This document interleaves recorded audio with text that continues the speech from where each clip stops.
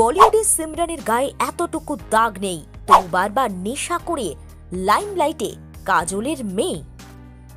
School থেকে বহিষ্কৃত Bollywood superstar কাজলের মেয়ে।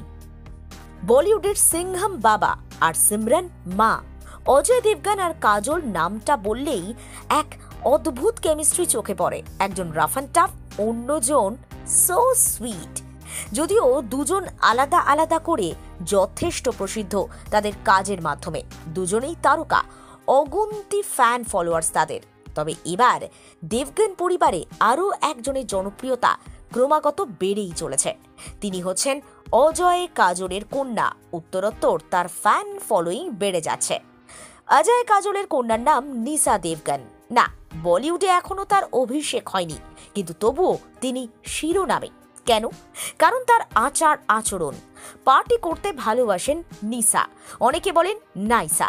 বিভিন্ন সময় পার্টি থেকে ফেরেন গভীর রাতে আর টলমল পায়ে বেরোন তিনি। কখনো আবার পোশাকের কারণে বিতর্কে জড়িয়ে পড়েন। যেমন পরিচিতি তেমনি বিড়ম্বনা পোহাতে হয়েছে কাজলকে তার মেয়ের জন্য। এবার এক অন্য ঝামেলায় পড়তে শোনা গেল নিসাকে। তরুণী নিসা এই মুহূর্তে সুইজারল্যান্ডে, কিন্তু একটা সময় লম্বা স্কুল জীবন কাটিয়েছেন সিঙ্গাপুরে। আপনি কি জানেন যে স্কুলে তিনি পড়তেন সেখান থেকে তাকে রাস্টিকেট করে দেওয়া হয়? অজয় কাজল কন্যা ভবিষ্যতে পেশা হিসেবে কি নেবেন সেটা এখনো পরিষ্কার নয়। তবে এই নিজের মতো করে জীবন উপভোগ করতে গিয়ে বারবার সমস্যায় পড়েছেন তিনি। স্কুল জীবন শেষ করেন মুম্বাইয়ের ধীরুভাই আম্বানি ইন্টারন্যাশনাল স্কুল থেকে। তবে ছোটবেলা থেকে পড়াশোনা করেছেন সিঙ্গাপুরের একটি স্কুলে। সেখানে পড়াশোনা করার পর কেন তিনি মুম্বাইয়ে এসে পড়াশোনা শেষ করলেন? খটকা লাগে। যদিও শাহরুখ খানের ছেলে মেয়ে, করিনা কাপুরের দুই ছেলে প্রত্যেকেই কিন্তু আম্বানি স্কুলের ছাত্রছাত্রী, কিন্তু তবুও কাজল কন্যাকে নিয়ে খটকা থেকেই যায়। মায়ানগরী বলছে কাজলের মেয়েকে নাকি স্কুল থেকে বের করে দেওয়া হয়েছিল।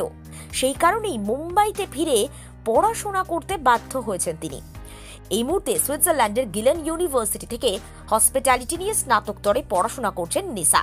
কিন্তু বারবার বলিউডের সুপারস্টারদের কন্যা কিংবা পুত্রকে নিয়ে বিতর্ক অনেকগুলো প্রশ্নের জন্ম দিচ্ছে।